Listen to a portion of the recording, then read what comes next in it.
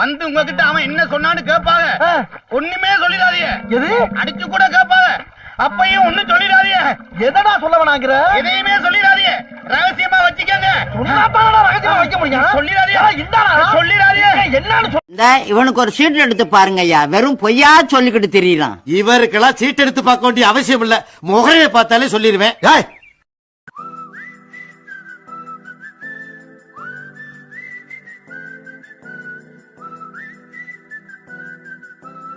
அதாவது அவன் தான் வேணும்னு அடம் முடிக்கிறாள.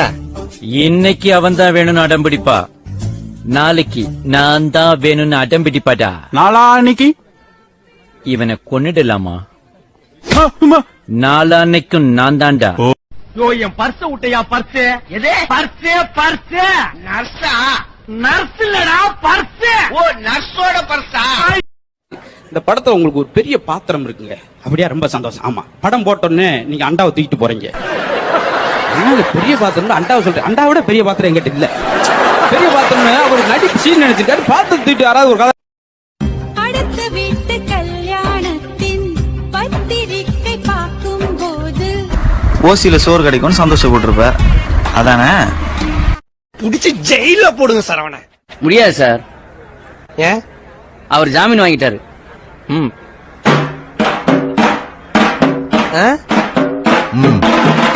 நீ எந்த வாங்கின கடைக்கு டீ காஃபி வடலாம் சூடா இருக்கும், சாப்பிட்டு.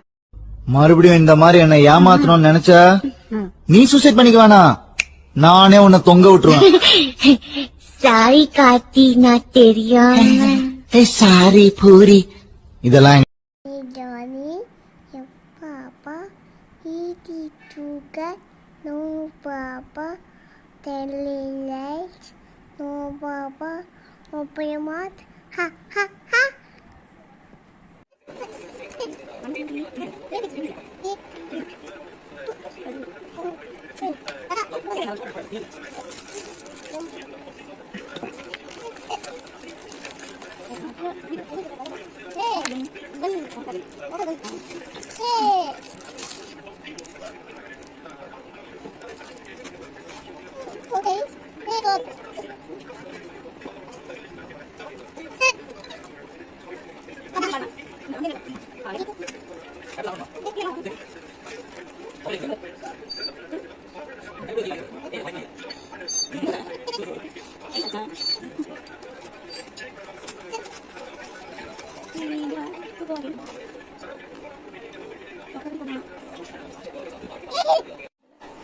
அக்கா ஒத்தல ஏத்தலாம் ஆதி பகவான் ஒத்தே உலகு.